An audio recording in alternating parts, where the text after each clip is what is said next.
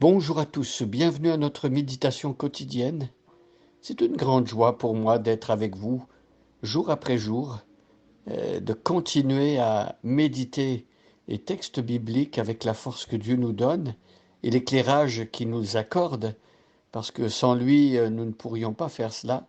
C'est grâce à son éclairage que nous pouvons comprendre la parole de Dieu et la comprendre de mieux en mieux.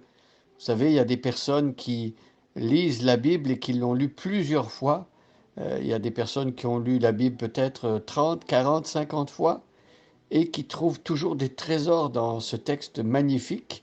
On peut le lire à plusieurs niveaux et relire des textes et Dieu va nous parler encore plus, va nous faire comprendre encore mieux et surtout l'Esprit Saint va appliquer à nos vies des vérités que l'on connaît déjà, mais qui parfois nous passent dans une oreille et sortent par l'autre peut-être, parce que nous ne faisons pas attention, nous ne sommes pas toujours des lecteurs concentrés ou il y a des textes peut-être que nous ne sommes pas prêts à les porter ou à les comprendre et quand on y revient une fois après, ben, nous comprenons mieux et c'est comme ça de plus en plus la parole fait des racines dans notre cœur, elle vient meubler notre intelligence et nous acquérons ainsi de plus en plus la pensée de Jésus-Christ. Et ça, c'est très utile dans la vie de tous les jours pour savoir comment répondre, comment réagir à certaines situations, avoir la sagesse aussi parfois pour conseiller les autres. Et cette parole-là est un véritable trésor. Donc nous remercions Dieu de pouvoir l'avoir entre nos mains dans la langue de Molière, dans la langue française, cette belle langue et la langue de notre cœur surtout. Alors, je vais regarder aujourd'hui ce texte qui se trouve dans un livre historique, le livre de Néhémie. Nous avons commencé la méditation de ce livre il y a quelques jours déjà, et nous allons poursuivre pendant un certain temps. Le chapitre 1 compte 11 versets. Nous avons déjà commencé à méditer les deux premiers versets. Aujourd'hui, on regardera rapidement le verset 3. Mais je vous invite maintenant à prendre votre Bible, à trouver le livre de Néhémie. On va lire le premier chapitre ensemble et ensuite on va méditer le verset 3.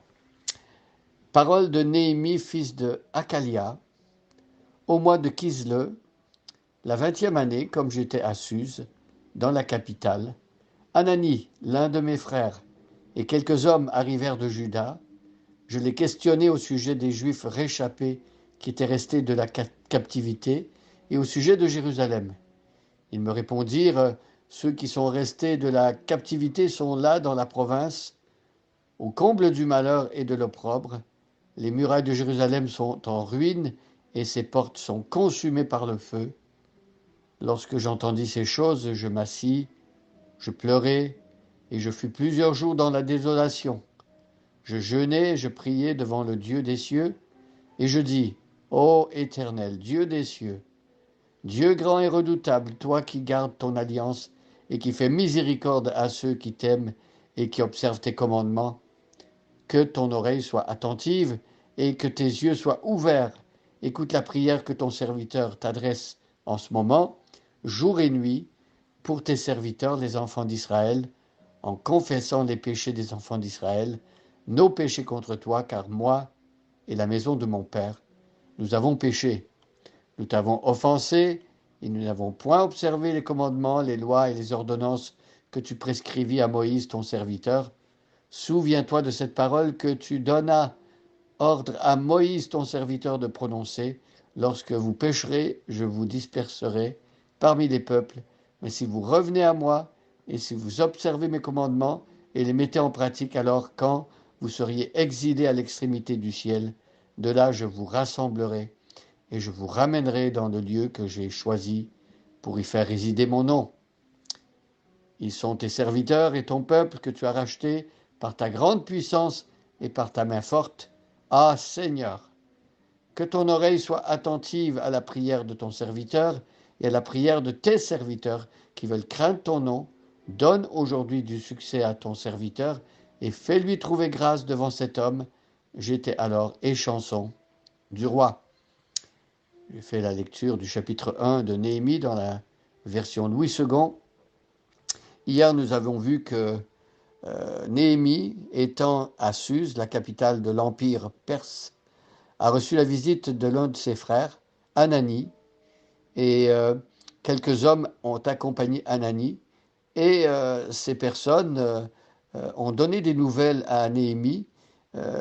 Néhémie les a questionnés, il s'est intéressé au sort de ceux qui étaient restés dans la ville de Jérusalem et aussi dans le territoire d'Israël, ceux qui avaient réchappé à l'attaque des Babyloniens à l'époque. Ils étaient restés dans le territoire et ils avaient donné des nouvelles donc de Jérusalem, la grande ville, la ville de David, la capitale, là où avait été le temple qui avait été détruit à l'époque de l'attaque des Babyloniens. Et donc aujourd'hui, nous regardons le verset 3. Alors, Néhémie pose des questions, et donc Anani et les frères qui sont là en visite à Suse chez Néhémie, eh ben, ils répondent aux questions. Ceux qui sont restés de la captivité sont là dans la province. Eh bien, ils sont encore en vie. Ils ne sont pas morts, heureusement, mais ils sont au comble du malheur. Ils sont au comble de l'opprobre, de la honte. Leur situation, leur condition est lamentable. Ils souffrent et les murailles de Jérusalem sont en ruine. Alors, quelle est la signification de tout cela? Eh bien, comme les murailles se sont écroulées, sont en ruine, ont été brûlées, eh bien, le peuple n'est pas protégé et le peuple est en danger de pouvoir être attaqué, pillé. Donc, pour Néhémie, on va voir que ces nouvelles sont alarmantes et le font souffrir. La Bible dit qu'on doit apprendre à pleurer avec ceux qui pleurent.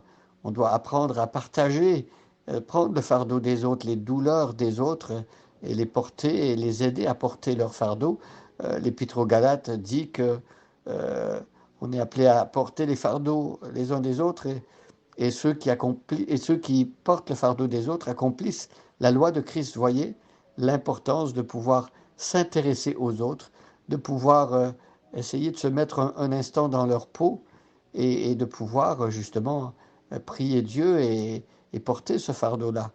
C'est ce que Néhémie va faire tout au long de ce chapitre et ce qu'on va voir dans les prochains jours. Mais pour aujourd'hui, apprenons de Néhémie à partager le fardeau de nos frères et sœurs qui vivent des situations difficiles. Apprenons à écouter, à poser des questions, à s'intéresser vraiment. Et c'est ce que le texte nous montre aujourd'hui. Alors que Dieu nous guide dans ces grandes vérités. Soyez bénis mes amis et que le Seigneur vous garde. Bonne journée à chacun et à chacune.